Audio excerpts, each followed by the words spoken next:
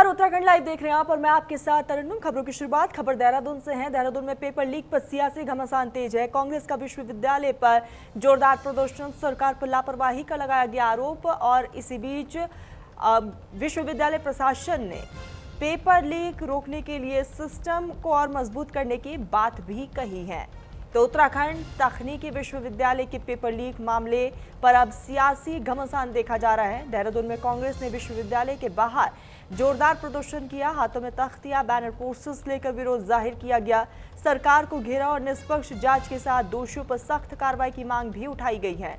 वही विश्वविद्यालय प्रशासन का कहना है कि आरोपी की गिरफ्तारी हो चुकी है, जांच में पूरा सहयोग दिया जा रहा है और भविष्य में पेपर लीक रोकने के लिए परीक्षा व्यवस्थाओं को और मजबूत बनाया जाएगा।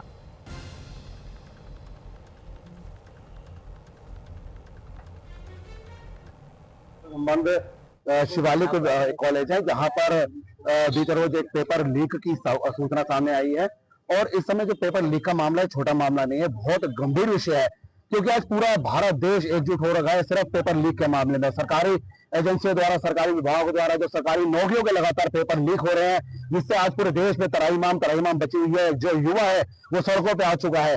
और एक उसी के मद्देनजर अगर उत्तराखंड की बात करें, उत्तराखंड में कितने पेपर लीक हो चुके हैं और उसके चलते उत्तराखंड तकनीकी विश्वविद्यालय द्वारा जो यहाँ पर पेपर लीक हुआ है, ये भी सिद्ध हो चुका है कि किसके माध्यम से पेपर लीक हुआ है।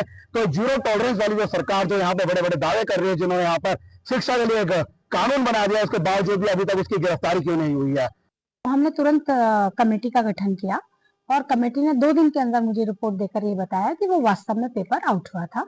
तो हमने उसके एग्जाम तुरंत ही निरस्त कर दिए। 22 बच्चे थे वो। थाने में फिर हमने इनकी शिकायत की, क्योंकि हमारी ये प्रक्रिया चली, तो हमने पूरी कमेटी बनाई, सारी प्रक्रिया चली, सारी जांचें की और 22 तारीख को हमने इसका निर्णय लेकर के कॉलेज को भी बताया और आज हमने FIR भी करा दी। हाँ जी, गिरफ्तारी हो चुकी है। क्या है, पेपर लीक तो नहीं हो सकता अगर टीचर वहां पर अपना मॉरल ही ना खो दे और वो जिसने पेपर बनाया है उसने पेपर लीक किया। अदरवाइज तो हमारी प्रोसेस पूरी डिजिटलाइज है और पेपर ऐसे आउट नहीं हो सकते हैं। आज पूरा देश आज पेपर लीक के मामले में पूरा खड़ा हो चुका है। पूरा देश के अंदर एक ही मांग चल रही है, युवा एक ही मांग कर रहे हैं, किसी तरह से रोका जाए। बड़े बड़े आंदोलन इसके ऊपर हो रहे हैं और पता नहीं कितने लोगों ने इसकी शहादत दे दी है। आज जब देखा कि कल शिवालिक कॉलेज में पेपर लीक हो गया, उसका नाम भी उजागर हो गया है, पर हम ये भी साथ साथ मांग करते हैं कि उसमें पूरी चेन, अगर कोई बड़ा अधिकारी भी उसमें निर्णय है तो उसकी जांच होनी चाहिए, तत्काल उसके ऊपर कार्रवाई होनी चाहिए। इस तरह से कब तक झेलता रहेगा उत्तराखंड भी और पूरा देश झेलता रहेगा। आज जब लड़का बच्चा तैयारी करके कॉलेज में जाता है और उसे पता लगता है पेपर लीक हो गया और पेपर के जो लीक करने वाले हैं वो उनको बेनिफिट देने के लिए केवल कॉलेज प्रशासन इसी में लगा है, उन पर तत्काल कार्रवाई होनी चाहिए। विश्वविद्यालय के द्वारा आंतरिक जांच समिति का गठन किया गया और आंतरिक जांच समिति के द्वारा यह पाया गया कि आशीष कुमार गुप्ता के द्वारा अपने आप को अनुचित लाभ पहुंचाने के उद्देश्य से कुछ प्रश्न पत्र जो है छात्रों को दे दिए गए थे। इसके संबंध में थाना प्रेमनगर पर अभियोग पंजीकृत किया गया और विवेचना प्रारंभ की गई। इसमें साक्ष्य इकट्ठे किए गए हैं, बयान लिए गए हैं और उनके आधार पर डॉक्टर आशीष कुमार गुप्ता, जो कि सहायक प्रोफेसर है शिवालिक कॉलेज ऑफ इंजीनियरिंग में, उनको गिरफ्तार कर लिया गया है और इसमें अग्रिम विवेचनात्मक कार्रवाई जारी है। पुलिस को एक कंप्लेंट दी गई थी जिसमें उनके द्वारा बताया गया था कि 7 और 8 तारीख को इनकी आंतरिक परीक्षाओं के लिए जो प्रश्न पत्र निर्धारित था उसके लिए जो भी प्रोफेसर उनके द्वारा नियुक्त किया गया था, उनके द्वारा परीक्षा की गोपनीयता को भंग करते हुए उस प्रश्न पत्र को अपने कुछ लोगों को लाभ पहुंचाने के उद्देश्य से उसके द्वारा वो प्रश्न पत्र लीक किया गया था। तत्काल जैसे ही यह मामला संज्ञान में आया था, एसओ प्रेमनगर ने तत्काल पर अभियोग पंजीकृत करते हुए संबंधित सभी जानकारियों को इकट्ठा करते हुए और इनकी आंतरिक जांच की रिपोर्ट को भी सम्मिलित करते हुए आज जो मुख्य अभियुक्त हैं उनकी अरेस्टिंग की गई।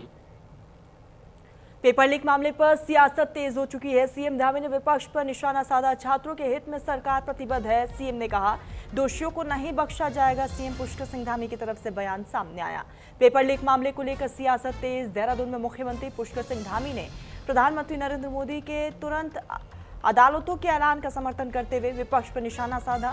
सीएम धामी ने कहा कि सरकार छात्रों के हित को प्राथमिकता दे रही है और दोषियों के खिलाफ सख्त कार्रवाई की जाएगी। उन्होंने आरोप लगाया कि कुछ लोग इसे मुद्दे को राजनीतिक रंग देकर माहौल खराब करने की कोशिश कर रहे हैं।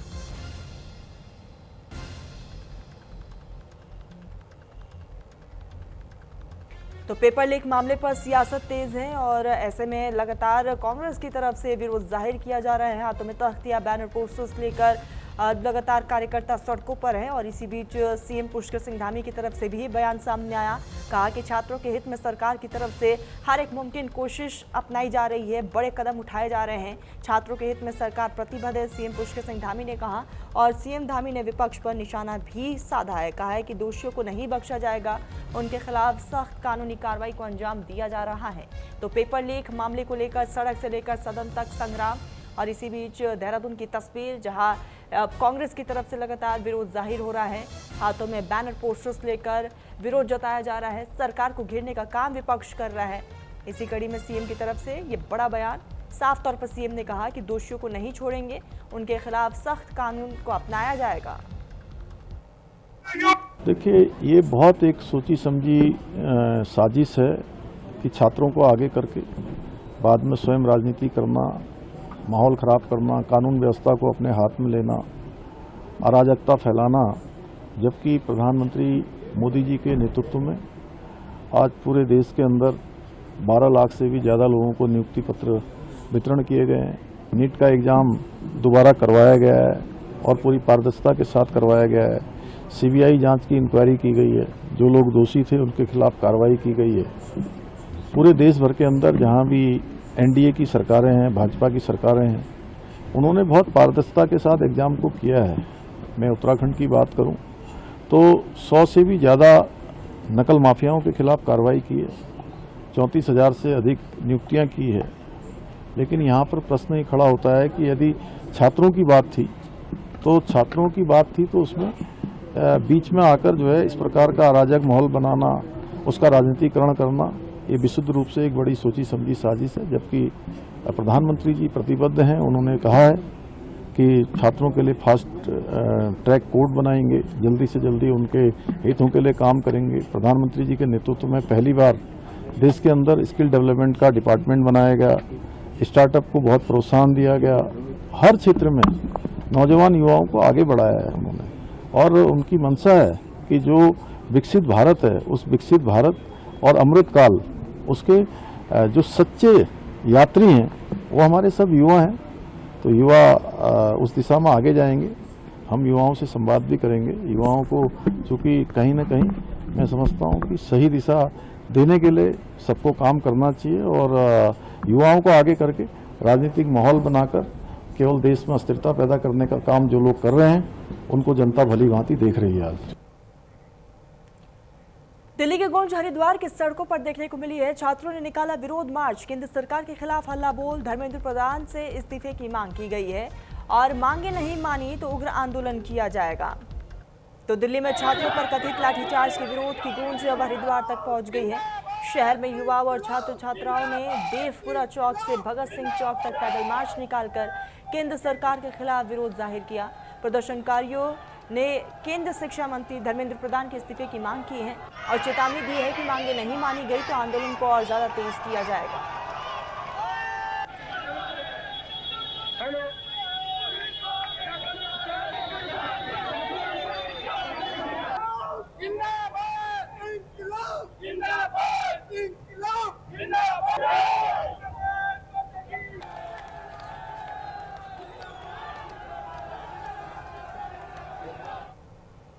मुख्यमंत्री धामी ने छात्रों को बांटे प्रवेश पत्र। श्रम विभाग की योजनाओं के तहत यहाँ पर कार्यक्रम का आयोजन किया गया है। पोषण, शिक्षा और स्वास्थ्य योजनाओं का लाभ मेहनतकश परिवारों के बच्चों को मिलेगा सहारा। जन कल्याणकारी योजनाओं से बदलाव का दावा भी सरकार की तरफ से किया गया।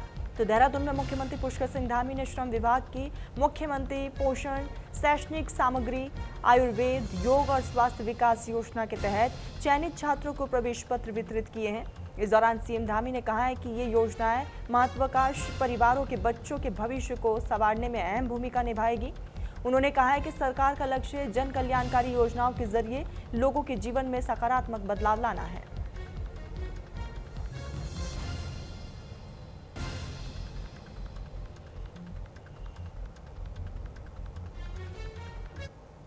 तब मैं सोच रहा था कि एक बच्चा बचपन से कितनी चीज़ों का सामना करता है। अनेक पड़ाव उसके जीवन में आते हैं, लंबी यात्रा चलती है, तब जाकर वो व्यक्तित्व बनता है। और इस प्रकार की योजनाएं आज से 50 साल पहले होती, 40 साल पहले होती, तो बहुत सारे बच्चों का जीवन बदल चुका होता, बहुत सारे लोग बहुत आगे बढ़ चुके होते। लेकिन आज जो हमारे श्रम विभाग ने, BOCW ने एक कार्यक्रम शुरू किया है, निश्चित रूप से कई लोगों के जीवन को बदलने का काम करेगा, बहुत सारे बच्चों के भविष्य का निर्माण करेगा। तो मैं इस अवसर पर आप सभी का हृदय से स्वागत करता हूं आज के इस कार्यक्रम में, आप सबका अभिनंदन करता हूं। और सच में मुझे आज आप सबके बीच में इस कार्यक्रम में उपस्थित होकर अत्यंत प्रसन्नता हो रही है, जब दुमका जी बता रहे थे कि जो बच्चे जो है थोड़ा अच्छे साधन वाले परिवारों के होंगे, उन्हीं का जैसा टिफिन इन बच्चों का भी होगा। सच में क्या कितना उनके मनोबल को आगे बढ़ाएगा और एक बच्चे के मन पर किस प्रकार का प्रभाव डालेगा। हम सब उसको महसूस करें, अपने अपने बचपन में जाएं। तो ये योजना सच में बहुत ही अद्भुत योजना है और मेरे लिए आज ये अत्यंत हर्ष का विषय है कि आज मुझे अपने श्रमिक भाइयों एवं बहनों और उनके परिवारों के कल्याण के लिए अनेक महत्वपूर्ण जन कल्याणकारी योजनाओं का शुभारंभ करने का आप सबके मध्य में सौभाग्य प्राप्त हो रहा है। और आज जिन जन कल्याणकारी योजनाओं का शुभारंभ किया जा रहा है, वो सच में हमारे श्रमिक भाइयों के जीवन को बेहतर बनाने में, उनके बच्चों को आगे बढ़ाने में, उनके जीवन में बहुत सहायता और सहयोग के क्षेत्र में एक मील का पत्थर साबित होगी। बहुत क्रांतिकारी परिवर्तन इन योजनाओं से होगा। और जिस प्रकार से BOCW का भी बताया कि 5 सालों का जो ऑडिट है, ऑडिट किया है, एक वास्तव में एक हम अगर पहले के कालखंड में जाएंगे तो वो अतीत था, अतीत से उबरना होता है, अतीत से आगे जाना होता है। अतीत अगर अच्छा नहीं है तो वर्तमान और भविष्य बेहतर हो, ये हम सबको प्रयास करना चाहिए। उस दिशा में BOCW और हमारे सभी अधिकारियों ने, कर्मचारियों ने बहुत शानदार काम किया है और आज ट्रांसपेरेंट व्यवस्था यहाँ पर लागू हो रही है हम सबके समक्ष, तो निश्चित रूप से इसका लाभ मिलेगा। भाइयों बहनों, ये हमारे आज जो की जा रही मुख्यमंत्री पोषण योजना है, इसके माध्यम से हमारे जो श्रमिक परिवार हैं उनको इस क्षेत्र में, पोषण के क्षेत्र में बहुत सहायता मिलेगी। देहरादून में मोबाइल मेडिकल वैन को दिखाई गई हरी झंडी, CM धामी ने हरी झंडी दिखाकर रवाना किया है। श्रमिकों और परिवारों को मिलेगा स्वास्थ्य लाभ, सभी जिलों में पहुंचेगी स्वास्थ्य सुविधाओं से लैस वैन। तो देहरादून में मुख्यमंत्री पुष्कर सिंह धामी ने मुख्यमंत्री स्वास्थ्य योजना के तहत मोबाइल मेडिकल वैन को हरी झंडी दिखाकर रवाना किया। इस दौरान CM धामी ने कहा कि इन मोबाइल वैन के जरिए श्रमिकों और उनके परिवारों को बेहतर स्वास्थ्य सुविधाएं उपलब्ध कराई जाएंगी। उन्होंने बताया कि सभी जिलों में भेजी जाने वाली इन वैन में 44 तरह की जांचें निःशुल्क और पेपरलेस तरीके से की जाएंगी।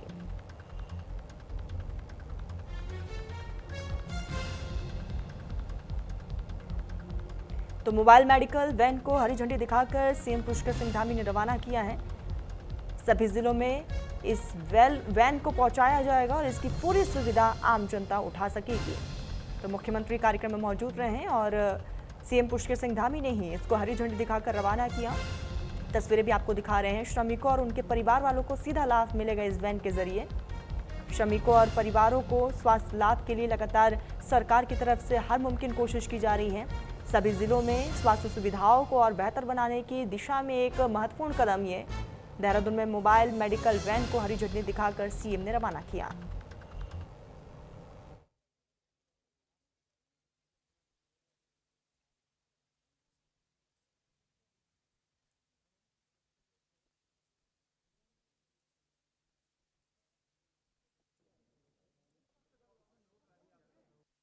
ये कर्मकार बोर्ड हमारा बहुत ही महत्वपूर्ण एक हमारे जो श्रमिक भाई हैं उनके कल्याण के लिए, उनके जीवन को आगे बढ़ाने के लिए, उनके परिवारों के लिए, उनके वेलफेयर का बहुत बड़ा माध्यम है। और पिछले सालों में हमने प्रयास किया कि इसमें पूरी तरह से पारदर्शिता हो और जो लाभार्थी हैं जिनके लिए इसका गठन किया गया है,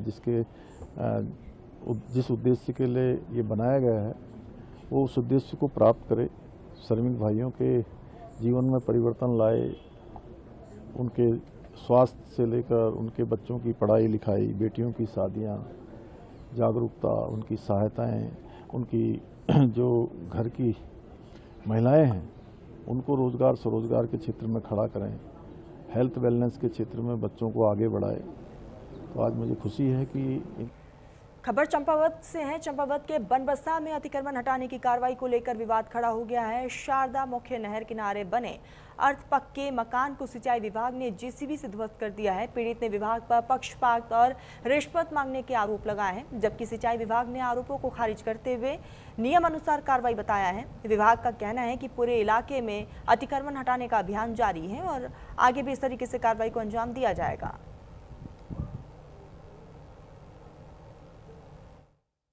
मेरे बच्चों की इसमें स्कॉलरशिप थी साहब, 12 पास हुए, वो पैसा मैंने लगाया साहब बच्चों ने। और सारे गांव में 2-2 साल में सबके पक्के मकान बने। अभी 25 लाख की बिल्डिंग आगे बननी है साहब। मैंने उसके बारे में भी मैंने बताया, और भी कई पक्के मकान बने। वैसा मैं वही कह रहा हूँ कि अगर मैं अकेला ही अतिक्रमण में तो हूँ नहीं साहब, अतिक्रमण में और लोग भी यहाँ से गली गोट और कैनाल से लेकर झनकैया सब लोग हैं साहब। अकेला परिवार मैं तो हूँ नहीं। जो अगर आपको कार्रवाई करनी है तो सबके साथ कीजिए, मेरे अकेले के साथ क्यों कीजिए? तो मुझे तो यही समझ में आ गया कि मेरे साथ कोई साजिश रची गई है, साजिश के साथ मेरे साथ ये काम किया है। वो प्रकरण हमारे शारदा मुख्य नहर के किलोमीटर 6.2 के दाहिने बैंक से संबंधित है, जहां पर गोपाल सिंह पिता स्वर्गीय श्री छंगेलाल नामक व्यक्ति द्वारा अवैध अतिक्रमण करके रहा जा रहा था। उसके द्वारा पूर्व से ही वहां पे अतिक्रमण किया गया। जब हमारी विभागीय टीम 14 तारीख को अपने गश्त पे थी तो यह पाया गया कि गोपाल सिंह द्वारा नया अवैध अतिक्रमण पक्का मकान बनाया जा रहा था। तो विभागीय टीम द्वारा उनको तुरंत रोका गया और उनको एक नोटिस भी तामील कराई गई। उसके बाद उनके द्वारा निर्माण कार्य नहीं रोका गया, लगातार वो निर्माण कार्य कर रहे थे। उधम सिंह नगर के खटीमा में सीमा सुरक्षा और सीमांत विकास को लेकर सीमा जागरण मंच का 2 दिवसीय प्रदेश कार्यकर्ता अभ्यास वर्ग यहाँ पर शुरू हुआ है। 25 और 26 जुलाई तक चलने वाले इस प्रशिक्षण में सीमांत जिलों के कार्यकर्ताओं को सीमा सुरक्षा, गांव के विकास, पलायन रोकने और राष्ट्र निर्माण में जन भागीदारी जैसे विषयों पर प्रशिक्षण दिया जा रहा। मंच का कहना है कि मजबूत और आत्मनिर्भर सीमांत गाँव देश की सुरक्षा के लिए बेहद जरूरी है। सीमा जागरण मंच एक संगठन है देश के अंदर जो पिछले 40 सालों से देश के बॉर्डर के क्षेत्र में काम करता है। तो हमारा उत्तराखंड भी तिब्बत, नेपाल, चाइना बॉर्डर से 3 देशों के बॉर्डर एरिया को टच करता है। तो ये प्रदेश कार्यकर्ता अभ्यास वर्ग है। उत्तराखंड के अंदर जो बदल रही डेमोग्राफी है, घुसपैठ है, नशा है और जो अनेक प्रकार की जो देश विरोधी गतिविधियाँ हैं, उन देश विरोधी गतिविधियाँ एक ऐसी बीमारी है, उस बीमारी से लड़ने के लिए कार्यकर्ताओं को प्रशिक्षित कराना और सीमा जागरण मंच के उद्देश्य कार्य से अवगत कराना। तो इस सुरक्षा व्यवस्था में, बॉर्डर सुरक्षा में जन भागीदारी बढ़े। जन भागीदारी बढ़ाने के लिए सीमा जागरण मंच अनेक प्रकार की गतिविधियां चलाता है। इस वर्ग में कार्यकर्ताओं का निर्माण, जो नवीन कार्यकर्ता हैं, जो नए कार्यकर्ता आएंगे उनका निर्माण करना और समाज में जो कुरीतियाँ फैली हुई हैं उनका दमन किस तरीके से किया जा सकता है, क्योंकि युद्ध से संभव नहीं है। तो लोगों को शिक्षित करके, समझा करके और प्रशासन के साथ में उनका समन्वय बिठवा करके जो समस्या उनका समाधान करने के लिए वर्ग लगाए जाते हैं। वर्ग में अपने कार्यकर्ताओं को, क्योंकि काफ़ी लंबे समय से कार्यक्रम तो चलते आए हैं लेकिन कार्यकर्ता का अभाव रहा है, तो प्रदेश भर का पूरा कार्यक्रम यहाँ पर आयोजित किया जा रहा है। पूरे प्रदेश में कार्यकर्ता बनाए जाएंगे। उद्देश्य यही रहेगा कि समाज में समरसता आए।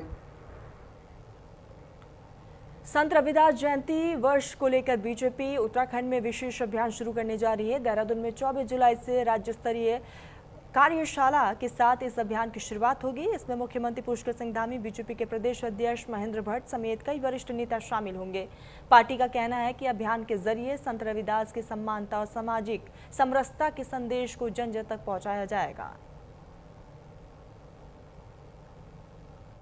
भारतीय जनता पार्टी और पूरे देश भर में इस अभियान को लेगी कि उनके जो कही हुई बातें हैं, जो समरसता का भाव है, जो उन्होंने हमेशा अपनी कहावतों में और अपने दोहों में और अपने उसमें कहा है शिक्षा में, तो वो कैसे हर व्यक्ति तक पहुँचे। ऐसे जो बहुत ही ऐसे व्यक्तित्व हैं जिनके बारे में कभी हम बात नहीं करते हैं, हमारे हिस्ट्री किताबों में कहीं वर्णन नहीं होता है, उनकी बातें हमारे युवा तक पहुँचे, हमारी आगे आने वाली पीढ़ी तक पहुँचे, उसके लिए एक अभियान पूरे देश भर में शुरू होने जा रहा है, जिसकी पहली कार्यशाला और हमारे मुख्यमंत्री जी, हमारे प्रदेश अध्यक्ष जी और हमारे मैं कहूँगी कि जो अनुसूचित मोर्चा है उसके राष्ट्रीय अध्यक्ष भी लाल सिंह आर्या जी भी इस बैठक में रहने वाले हैं।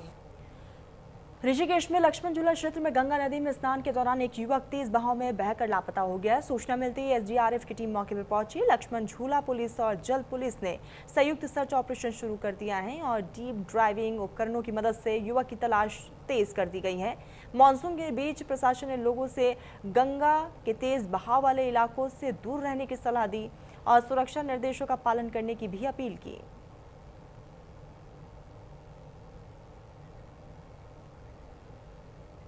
पिथौरागढ़ के मुंसियारी क्षेत्र में सिराई धार पापड़ी मोटर मार्ग पर एक महीने से बंद पड़ी नालियां आखिरकार खुल गई हैं। जलभराव और फिसलन से परेशान लोगों ने 1905 पर शिकायत दर्ज कराई, जिसके बाद लोक निर्माण विभाग ने कार्रवाई करते हुए 24 घंटे के अंदर नालियों की सफाई कर दी है। इससे सड़क पर आवागमन आसान हुआ है और आसपास के घरों और खेतों में घुस रहे पानी से भी लोगों को बड़ी राहत मिली। 1905 में कॉल किया था सीएम हेल्पलाइन में और वहां से तुरंत ही लगभग 24 घंटे के भीतर पीडब्ल्यूडी विभाग को निर्देशित किया गया और वहां तुरंत मशीन आ गई और जो हमारे यहाँ नाली न होने के कारण बीच रोड में पानी का बहाव हो रहा था और तुरंत मशीन भेजने से वहाँ पूरे नाली का निर्माण किया गया और जो रोड में पानी आता है वो सब पूरे नाली में जा रहा है, जिससे जो रोड में आने वाले सारे पानी को अब नाली में भेज दिया गया है, जिससे रोड में अब चलने लायक और गाड़ी आ जाने पूरी तरह से अब उधम सिंह नगर के किलाखेड़ा क्षेत्र के बाजुवाला गांव में तेंदुए की लगातार दस्तक ने ग्रामीणों की दहशत बढ़ा दी है। सीसीटीवी में 2 दिन से तेंदुआ दिखाई दे रहे हैं, जबकि बीती रात उसने 2 कुत्तों को अपना शिकार बना लिया। ग्रामीणों ने वन विभाग से गश्त बढ़ाने, तेंदुए को पकड़ने और लोगों की सुरक्षा के लिए तुरंत कार्रवाई की मांग की।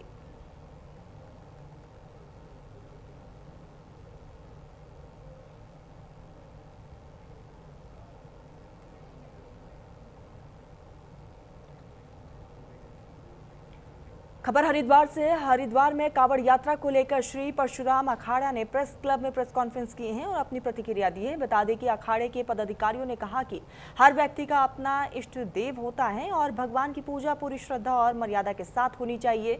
साथ ही उन्होंने कावड़ यात्रा के दौरान आपत्तिजनक वेशभूषा और डांस करने वालों पर कड़ी आपत्ति जताते हुए कहा कि उनका अखाड़ा लंबे समय से ऐसे लोगों के खिलाफ मुहिम चला रहा है और ये अभियान आगे भी जारी रहेगा। साथ ही उन्होंने कावड़ यात्रा में आने वाले कुछ लोगों की मंशा पर भी सवाल उठाए हैं और धार्मिक आयोजनों की गरिमा बनाए रखने की भी लोगों से अपील की है।